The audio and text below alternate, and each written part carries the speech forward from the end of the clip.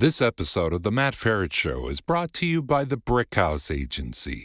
Brickhouse is a boutique independent health insurance agency that focuses on finding the right Medicare coverage for folks across the country. Matt's wife, Nikki, is the heart behind Brickhouse. She's great at making confusing things clear and is passionate about helping people find a Medicare insurance policy that suits their individual needs.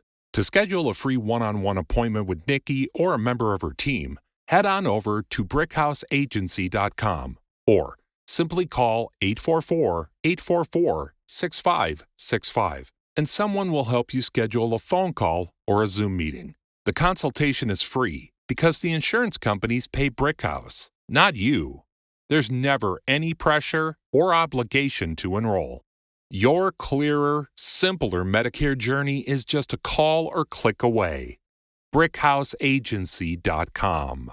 Not affiliated with or endorsed by the government or federal Medicare program. Contacting Brickhouse Agency, LLC will direct you to a licensed insurance agent. Hello everyone, this is Matt Feret, author of Prepare for Medicare and Prepare for Social Security Insiders Guidebooks and online course training series.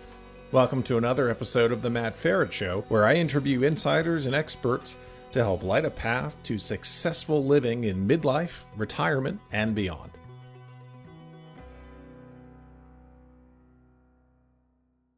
Jo, welcome to the show. Thanks for having me, Matt.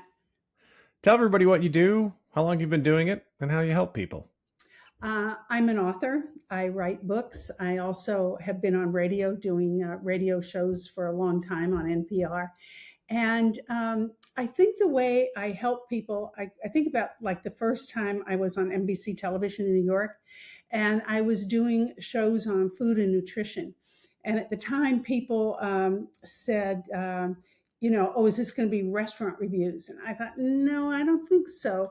Because what I really wanted to help them, this was decades ago, understand the nutritional value of food and what maybe they should consider eating that they weren't eating. I can remember back then, I did a show on tofu. Nobody even knew what tofu was then.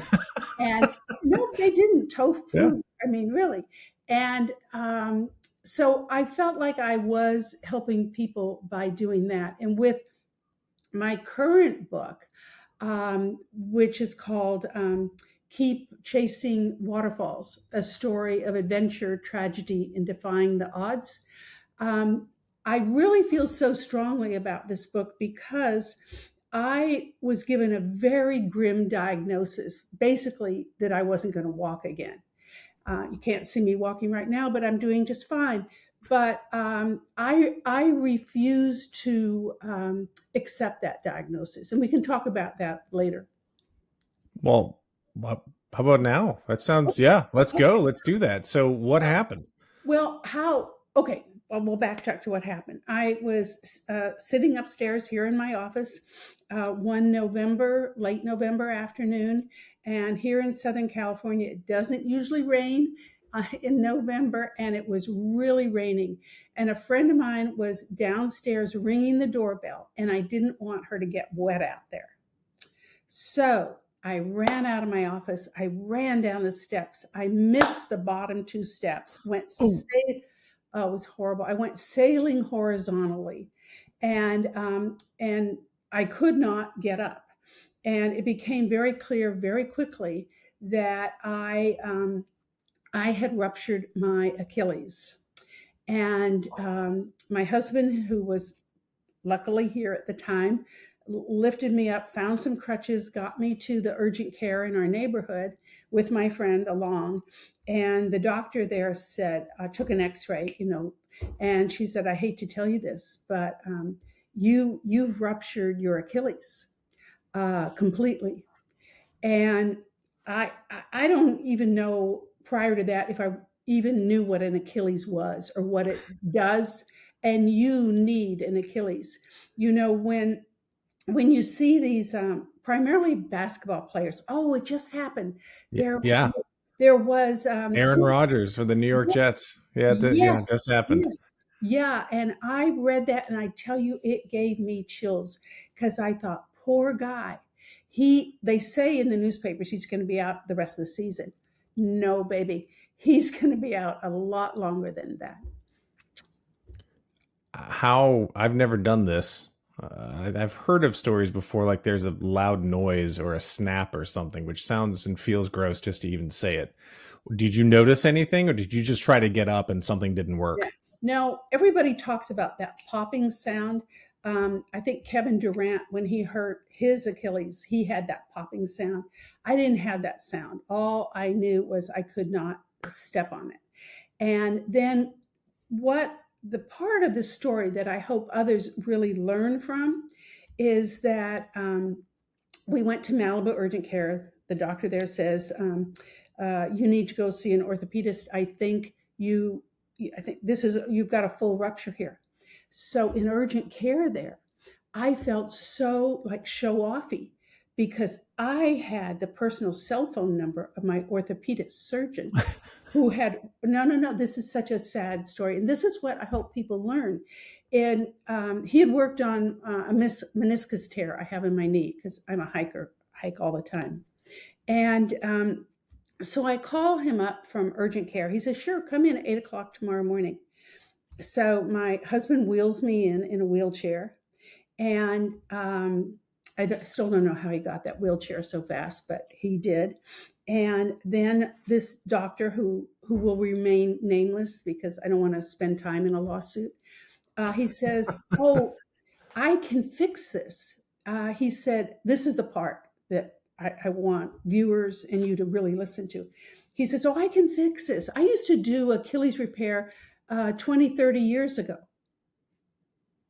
So what my husband and I should have done is we should have said, thank you very much. In the book, I happen to call him Fred because I don't want to use his real name. Thank you very much, Fred. Let's talk later. And then we should have researched Achilles tear repair specialist and found someone who is really current in Achilles tear repair. And but we didn't. We were just so grateful at that moment that somebody said, oh, I've done this. I could do this. That was our first really big mistake. And some of it is a personality tendency that can have positive benefits. Like my husband is, I call him the extreme quintessential optimist. He will see the bright, optimistic side on any situation. I mean, really, any situation. And I'm a little like that too, but he's more so. So please tell me how he was optimistic about a full Achilles rupture. Because no, what he was optimistic about is we have this doctor, this orthopedist we've known from previous. He'd had a knee replacement at the same office. So what he was optimistic about is that we knew a place to go. And so he feels good about this, but that was a misplaced optimism. What we should have done is we should have pulled back, but we were both so scared and nervous. I couldn't walk. What are we going to do? And here's Fred, who says, "Oh, I can fix this. Come in tomorrow morning." So the idea for others reading about this is to take a moment to pause and go, "Oh, thank you," and maybe we'll get back to you about that. But instead, we were just relieved that there's someone who says, "Oh, I can do this." Right. So. And so what happened? Yeah, I was going to go. Well, he did the surgery. He thought in the surgery that he had reconnected the Achilles. At least that's what he said he did. And then he went scuba diving in the Caribbean for 10 days. And when he got back from the Caribbean, I went in, and I don't know if I should have gone in earlier than that, but that's when he asked me to come back after he had finished his scuba diving. And when the nurse undid all the gauze, it's all the way up to my knee, and she's about to put some strips on it. And he says, "No, wait a minute. Don't, no, that's necrotic." Now, I don't even know if I knew the word necrotic yet, but I don't necrosis. either. I don't think I know that word, but it doesn't sound good. No, necrosis means something is dead. Necrotic Right. means it has died. Yeah, it's a And conjugation of a not good word when talking about your own body. no, no, you want to stay away from necrosis. And so he thought at the time that what the necrosis was, what had died, was the wound around where he had supposedly reattached the Achilles. He just thought it was an exterior necrosis, the wound, and it turns out he was wrong. But so then I spend many surgeries just trying to clean and debride the wound, and it hurt like hell. My friends started calling me Scooter Girl because I got around on a knee scooter. And to make Well, it, were you able to laugh at them, or did you want to choke them? no, no, no, I put a bell like kids have on their scooters on my knee scooter. I did, and to ding-a-ling it so that when I showed up, people knew I didn't. This was not a happy journey, so I was trying to infuse some laughs in it, so people would know I was coming. Ding-a-ling, here we are, and I guess that helped a little bit. And so you're a hiker. I know. What's going on in your head at this point? When you're going through all this and your passion, your outdoor activity passion is something that you need your Achilles for. Oh, absolutely. Um, and maybe I'll backtrack a little bit and talk about that. I'm just not like a hiker like that started hiking during COVID. It turns out like 3 million more people started hiking during COVID. I mean, what could they do? The restaurants are closed, they're hiking. I, on the other hand, have been hiking since I was 5 years old. I'm not just a COVID hiker, a hiker my entire life. I lived in Seattle, right on the border of Lake Washington Boulevard. And there was a beautiful park just a couple blocks from our house, barely. And when I was 5 years old, I would set off, and I guess I had seen photographs of people who had a pole over their shoulder with a little lunch thing on the end. And I would have my pole and my lunch thing, and I would go over to the park. And the first thing I would do, and it turns out I never knew this until I started researching the book. That park was created by the Homestead brothers who did like Central Park in New York. It's gorgeous. And just as a little 5 year old, I just thought, well, this is the place I love going. So I would swing on the swings a little bit, and then I would stop. And there was a pathway that went to a forest in the middle of that park. And I would hike up there by myself. And we had a retired cop who lived next door to us at the time. And he told my mom, maybe you shouldn't let her go to that park by herself. Because I was always wearing like my mother would put me in fancy little pinafore dresses. And there I am in the park. And my mother said, she likes it. And so she, never stopped me from doing it. So I started hiking then. And then as I got older, um, and also my parents we were in Seattle, took me to visit waterfalls. Like one of the biggest falls is just outside of Longest Falls. There are ways to measure waterfalls, like how far they are across the top or how long they are down. And they took me to Snoqualmie Falls, which is northeast of Seattle. And I fell in love with the idea of waterfalls, how refreshing it is, how you can't think about anything else even as a kid, when you're standing next to a waterfall. And I love to take my friends to them because I consider they're like therapy. When you're there, you don't need a therapist. I have a swing in my house, inside the house, and the swing does the same thing, really, in a way. It's not as refreshing as being at a waterfall, but when you're swinging on the swing, um, the first thing that occurs to me is you don't need a therapist. You don't need any. You're just happy, and that's the way I feel at waterfalls. Just happy. So you can't hike waterfalls at this point, and it looks like you may not be able to.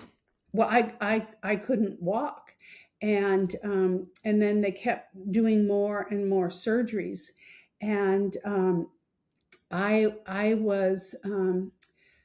It's really fascinating to look back on it because I wasn't depressed because I refused to take this as an answer for anything. And I started adding more modalities to to what I could do. Well, no, I've jumped ahead a little in the story because first my Fred first has to clean this wound, which looks all nasty and it's all crunchy, and so he's got it with these tweezers. They take the crunchy scab off of it, Oof. and it was really dreadful. And then I'm not getting anywhere. And then I also do. At one point, he says, maybe we should try hyperbaric oxygen chamber. Now, So this is still Fred, the doctor, right? Yeah. And at no point yet you've gone like, maybe Fred doesn't know what he's doing, or are we getting there? We're almost getting there. Okay. And the hyperbaric oxygen chamber is like a glass coffin you go into. And the one that I went into, and they use it a lot for burn victims. They really, really scalded their skin, and they go in, and with all this extra oxygenation in the air, it helps their healing. And so the idea was it was going to help my ankle, but I am also claustrophobic. And so I told the nurse there, and I chose this one really carefully because some of them, there's only one person in there, and God, that's like a casket. And so I chose one at UCLA that was big enough for 8 people. And actually, I made some friends in the hyperbaric oxygen chamber. I did. Well, I mean, make friends anywhere. Make them where you can. Yep. And they had been going there. Some of them had already been going there for 2 weeks or something. I think I was supposed to have 20 sessions there. And I got so upset because I'm claustrophobic, and you get into this tube, and in this one, there were seats on the side, on the aisles. And then they tell you how long you're going to be in there.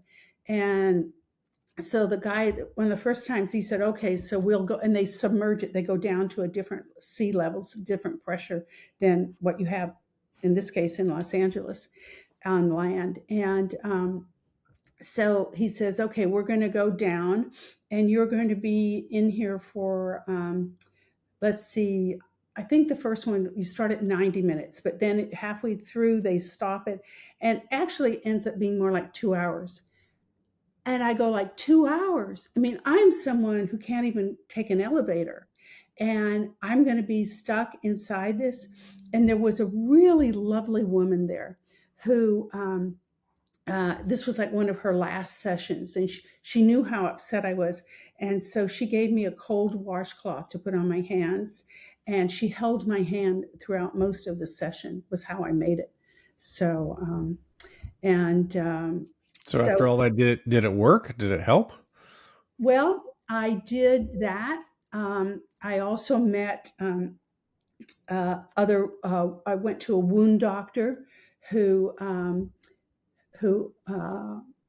he was a medic in the Marines, I think. And and I sort of felt like his procedure, the way he worked, he should have stayed in the Marines because he was no, this hurt like hell.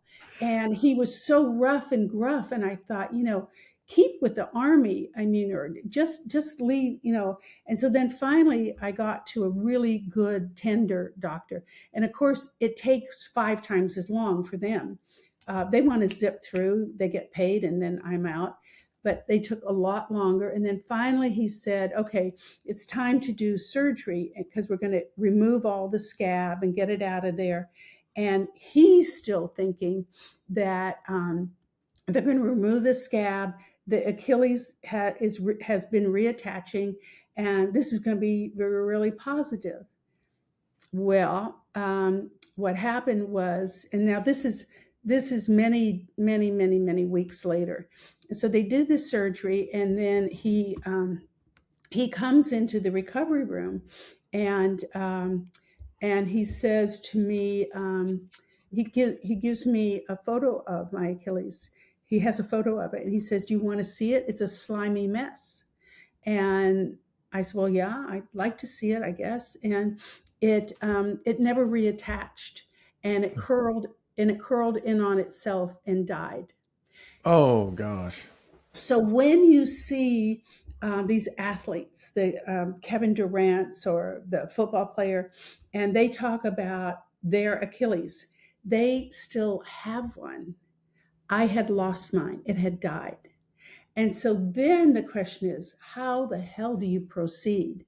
Because Right. at this point, I'm on a knee scooter. And so then I start adding modalities. I add an acupuncturist. I add this other guy. God, what was that he did that we called that? And all of these things are not really prescribed for someone who has no Achilles. It's just kind of working in that wound area. And finally, the doctor who really messed me up, botched the surgery, sent me an email. And he always said it was my fault, that I put too much ice around the wound, that to chill the leg off because of the pain. Yeah. I don't think I like Fred very much. No. And this is a fallback position for doctors. If they know they're to blame, but they can't do anything about it, they will blame the patient. And in this case, I had little like ice crystals around the area that had formed. And he said, it's my fault that I put the ice too near. Well, I never put the ice too near. And I read afterwards that somebody who has a necrotic wound, that part of the process is you get these ice crystals around it. So Fred knew that. He just so I finally meet a doctor who is going to really be helpful. But the first thing he has to do is clean out the wound. And at that point, I'm going, no, we're not getting anywhere. We're not even trying to do anything with Achilles because that's dead now. We're just working on the wound. And all this time, I never walked. And so that's when I said, this is unacceptable. My husband and I had all these trips planned. We were going to go to Norway in winter because this happened in November 2018. And we were going to go to Norway that winter and see the Northern Lights and hike Mm-hmm. through the snow. And all of a sudden that looked like that's not going to happen. So I saw an acupuncturist, an MD, a medical doctor who did acupuncture in Beverly Hills. Nobody I saw had ever worked with anybody who did not have an Achilles. So this was all, if somebody said, I'll work with you, but they always said, I've never seen this condition before. So you've added modalities, as you said. So you've gone out and checked out some other healthcare providers outside of surgeons, so to speak. Right. And you have no Achilles, Right. and you've got Oh, I know. a wound that's fixed. So did new doctor did your No, Achilles ever get fixed, or do you still have no Achilles? no, I have no Achilles. And what happened is, as part of adding, this is the part where at one point Fred contacts me. He's the one who botched me up, and he contacted me, and he had to have known how bad off I was because he gave me the name of a facility that's the other side of the valley. It's 40 miles from here in LA traffic. And what they specialize in is spinal cord injury patients who cannot walk. They all get wheeled in, either on a gurney, in a wheelchair, on crutches. They have an orthopedic problem and a neurological problem. Luckily, in my case, it was only orthopedic. I didn't also have a neurological problem. And so old Fred says, you might want to check out this place. And so I call up the director and the owner, and tell him what my situation is. And he has a PhD in sports medicine, and he is really top notch. And he looked at my situation. He sat down with me when I crutched in, limped in, and said that he had never worked with anybody who doesn't have an Achilles, but he's fascinated by this, and he wants to use this as an opportunity to put everything he knows into place. And and he doesn't know if this is going to work, but when it started to work, he told me years later, because I was there with him for 2.5 years, 3 days a week. Oh, I mean, wow. I got to know all these other spinal cord injury patients. When toward the end of this story, he when I'm starting to walk again a little bit, I said, why did you think I would succeed where other people don't if they have an Achilles rupture? Most people are not walking ever again. And he said, because of your attitude, you would not settle. He said, some people, when they come here, and this is a pretty grim place. If people aren't walking there and these are the people you're exercising around, this is not your normal gym.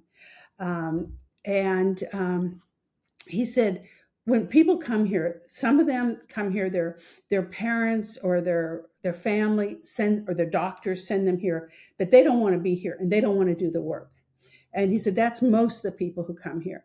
And then some come, but they're not really interested in being here. He said about 5% who walk in, you can tell instantly that they're going to do the work, going to do anything that will help them walk again. And he said, and you were in that 5%.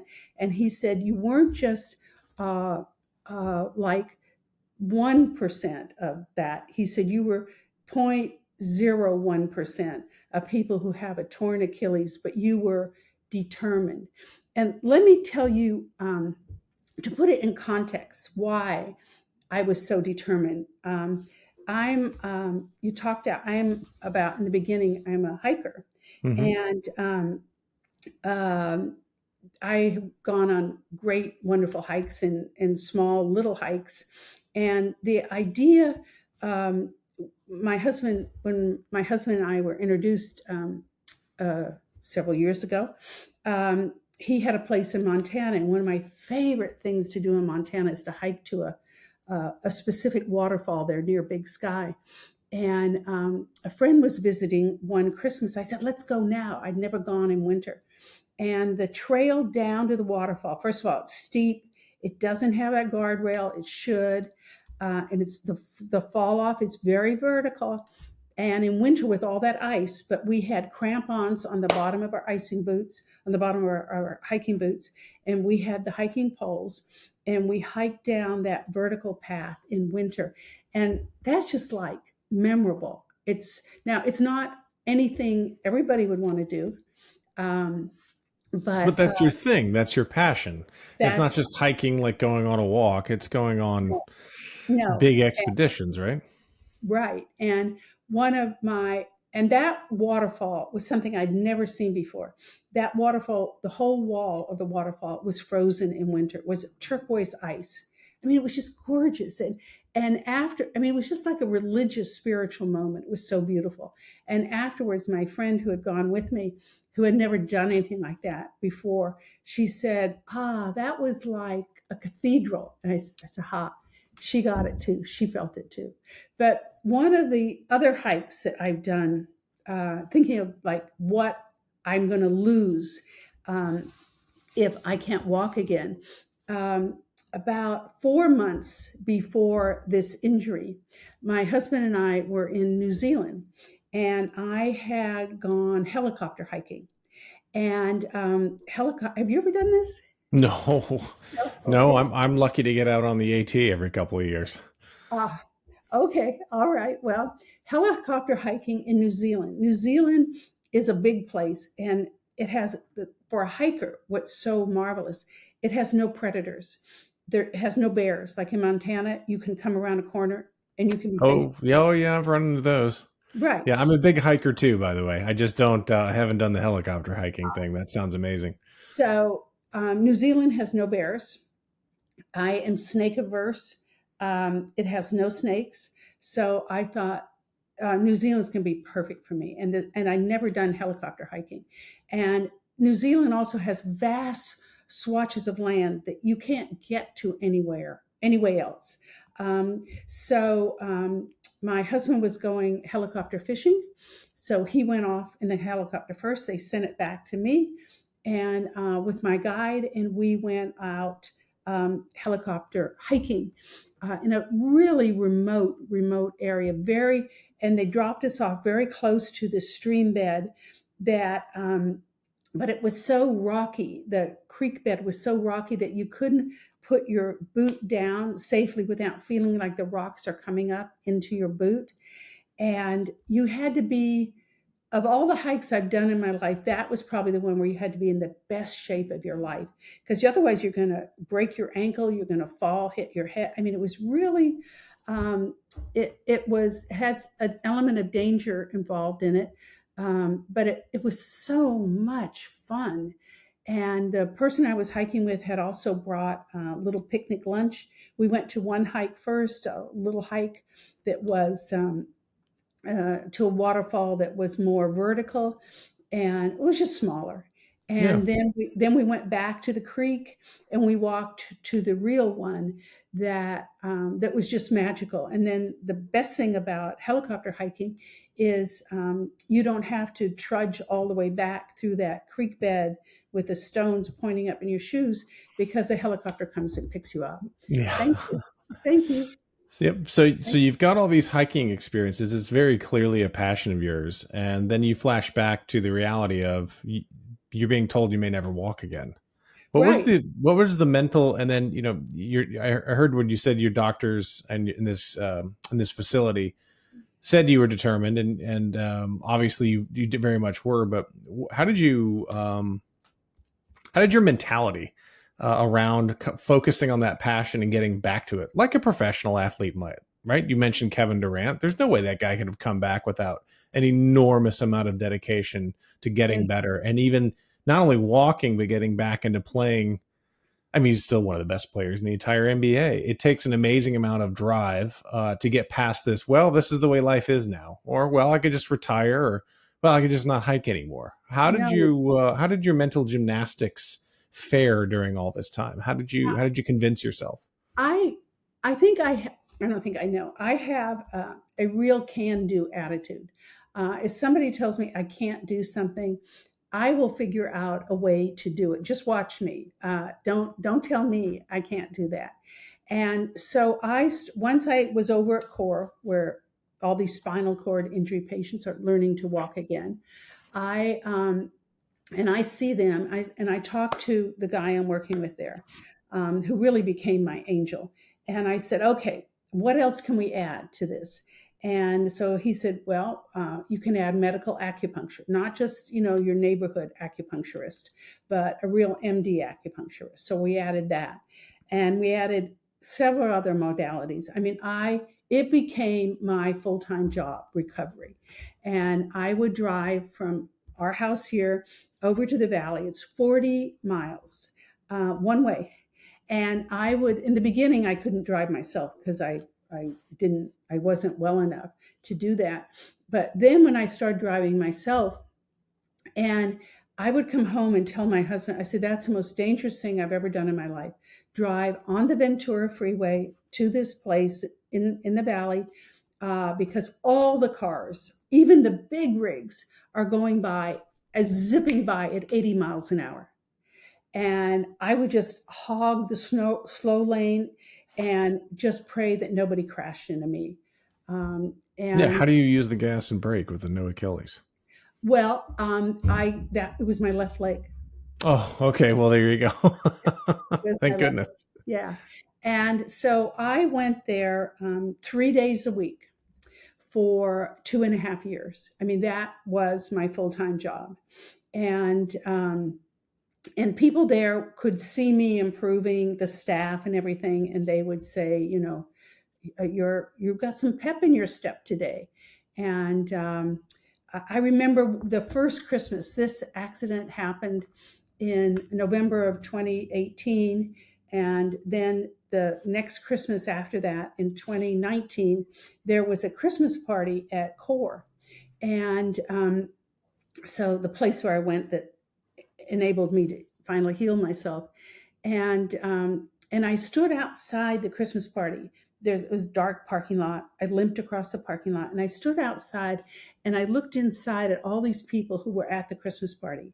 These people were all either in wheelchairs, or they were crutches, or I think I was going to say somebody was even on a gurney, but I don't think so, not at the Christmas party. And I looked inside at all of them, and I go, boy, this is a real disabled population. I feel so bad for them. And then I realized, hey, wait a minute. You are part of this population, and you've been part of this population for over a year now. You are disabled too. And I didn't like thinking of myself that way, but it was true. But I just want to say about hiking to waterfalls that I have my favorite waterfalls to hike to, and shortly before this accident, I had been in Argentina and Brazil, and we have 6 grandchildren who we take on trips. We used to do domestic trips, and they got older. We had to make it more interesting, so we take them on. We started taking them on international trips. So we took Miles, our youngest one. I have a photo. This is one of my favorite waterfalls in the world. This is Iguazu in Argentina and Brazil. And it is the longest waterfall across the top, 1.5 miles. And it was totally memorable. And because we were staying in the park where Iguazu is, we got to go there before all the tourists came in on the yellow buses.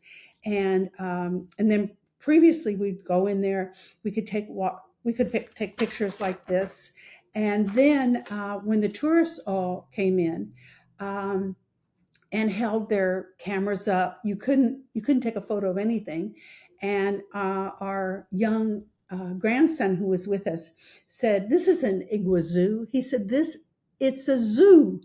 And he was right about that it was just too crowded. They didn't, but it was wonderful to see that waterfall. Another, this is me. This is a photo of me about to board the helicopter to go helicopter hiking. And then one of my very favorite waterfall hikes in the whole world. And see, this is what I'm thinking when I have this no Achilles and I cannot walk. And we had recently been to Iceland, and there is a waterfall there. This doesn't happen very many places in the entire world, and that you can walk behind the waterfall. Mm-hmm. And in the parking lot, they sell these little raincoats that are just like saran wrap. You're just putting on some saran wrap. And because when you go behind the waterfall, you are going to get wet. And so my husband and our grandson and we got these little saran wrap raincoats. And also it's very slick and slimy and muddy there because the water is always flowing. And so I'm thinking about these things that have been like the highlights of my life, going to Iguazu, hiking on that icy vertical path in Montana, and thinking, I can't even walk. I'm not even going to be able to do that anymore. Right. And no, that was not. I was not going to settle for that. So you go through treatment, you come out months later. What are you able to do, and what type of rehab do you have to do to get back to today? Okay, let me just tell you one other thing that happened during that rehab. We were in Montana that summer, and what I was trying to do was to walk again, just to take one step after another. A big achievement for me was to walk down our driveway. It was 559 steps. And when I did that, I thought, my God. But then I was seeing a physical therapist there in Montana, and she said, you have to accept that you're going to be compromised for the rest of your life.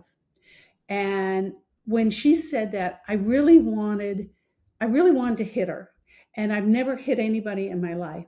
But I thought, how dare you rob me of hope and rob me of my ability to recover by saying you have to accept you'll be compromised for the rest of your life. And I thought, you just watch me. I will not. And I also reported her to the facility there.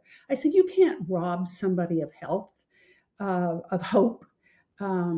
So I'm doing all of these things. I start very tentatively walking again. I also I had by that point found the name of a doctor in New York City who specialized in Achilles repair. And I should have gone to him first. And so he is interesting. His name happens to be John Kennedy. And he's also very tall and attractive. And so my husband and I went there, and the first thing all these doctors do, of course, is they ask me to walk, a walk down a hallway in their office or something. And I'm just limping and lurching and so, and what this doctor has done, John Kennedy, is he has pioneered Achilles repair by using a tendon in the big toe and making a new Achilles. But he looked at my foot and my ankle, and he wouldn't go near it. It was just such a mess. And he said, put all of your energy into physical rehabilitation and see how much you can gain in 2 months. And then maybe call him back. I don't know what he would have done. And that's when I really put my heart and soul into the physical rehabilitation and drove 3 times a week, 80 miles a day over there to be able to walk again. But I'll tell you what is much more typical. I saw a letter to the editor in the New York Times, and the guy signs his letter that he does not have an Achilles. He was in Florida. And since I'd never spoken to anybody else who did not have an Achilles, I found him. I am a reporter. I called him up and said, tell me your story. And he told me his story. And he went to do a little bit of rehab, but he happened to be 73 at the time. And I was actually 70 at the time when I ruptured my Achilles. And he decided not to go in and to do everything I'd done. He decided it was time to just throw the ball and sort of, I could not believe it. I'd spoken to him on the phone for probably an hour and a half. And I said, you're not doing these things. The hospital near where he lived in Florida had a rehab program that he had easy access to. I said, you don't care? And he said, he just didn't want to put the energy into it. Mm. And for me, I thought, what else am I going to put my energy into? I mean, I want to keep hiking to waterfalls. Yeah, and that's talk about the I guess the moral of the story in the book. It's one of perseverance, right? The title, Keep Chasing Waterfalls, a story about adventure. You've covered tragedy and then defying the odds.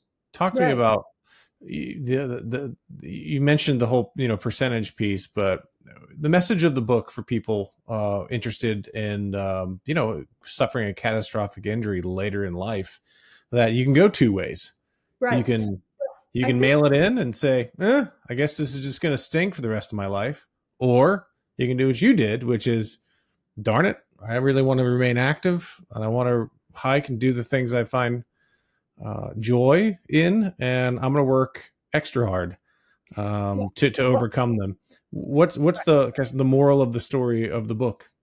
I think the real takeaway is that if others have a grim diagnosis And doctors spew these grim diagnoses out with quite freedom, not necessarily understanding how they're going to land on you emotionally.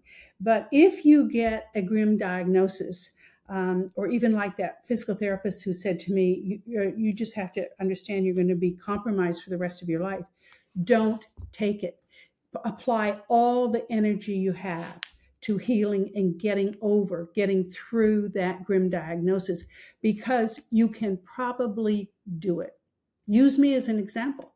I did it. I love it.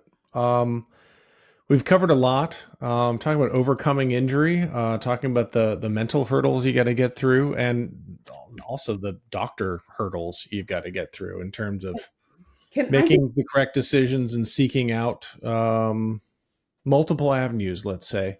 What questions around your book, around your experience, did I not ask you that I should have?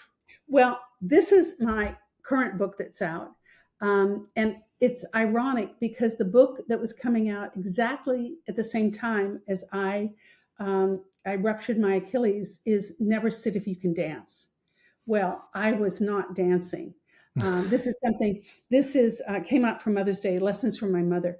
And this is what my mother said. If she saw me sitting, she'd say, "Don't sit, get up and dance." She and my dad danced every night before dinner, usually. It's a fun, joyous book, and I think we all need more joy in our lives now. My current book that I am working on, the Waterfall book, and this is the front of the book right now. My agent is looking for a home for it, and we wish him well. Yep. And so hopefully by the time this show comes out, it'll found a home and we can go buy it. Jo, anything else that I should have asked you that I didn't about your experience and the message that you want to convey? Well, here's something. One thing we know is that this category didn't really exist too much before, the category of aging hikers. But now there are different hiking groups, like over 60 hikers. And there are people of all ages out there hiking, all ethnic groups, all ages. One of the people that I hiked with years and years ago, she used to hike with her husband, and then she was the leader of our little neighborhood group. We would hike in the Santa Monica Mountains here. I mean, these were real hikes. And at a certain point, unfortunately, her documentary filmmaker husband died. And then I still hiked with her. And then all of a sudden, she was leading the group, and she started wearing blue eyeshadow as she led the group. That's really interesting. She never, dressed like that. And it turned out that she had a crush on somebody in the group, and actually they ended up together. So I guess I hadn't intended for this to be the takeaway, but it could also be a way for older people maybe to meet their next partner. Perfect. Jo, thanks so much for being on the show. Oh, thank you, Matt. It was a real pleasure. And you've got a great smile. Thank you.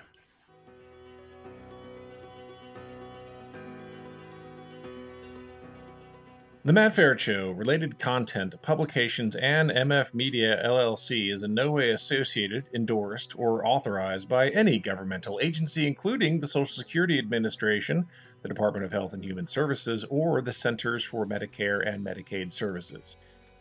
The Matt Feret Show is in no way associated with, authorized, approved, endorsed, nor in any way affiliated with any company, trademark names, or other marks mentioned or referenced in or on The Matt Feret Show. Any such mention is for purpose of reference only. Any advice, generalized statistics, or opinions expressed are strictly those of the host and guests of The Matt Feret Show. Although every effort has been made to ensure the contents of The Matt Feret Show and related content are correct and complete, laws and regulations change quickly and often. The ideas and opinions expressed on The Matt Feret Show aren't meant to replace the sage advice of healthcare, insurance, financial planning, accounting, or legal professionals. You are responsible for your financial decisions. It is your sole responsibility to independently evaluate the accuracy, correctness, or completeness of the content, services, and products of, and associated with, The Matt Ferret Show, MF Media LLC, and any related content or publications. The thoughts and opinions expressed on The Matt Ferret Show are those of the host and The Matt Ferret Show guests only, and are not the thoughts and opinions of any current or former employer of the host or guests of The Matt Ferret Show, nor is The Matt Ferret Show made by, on behalf of, or endorsed or approved by any current or former employer of the host or guests of The Matt Ferret Show.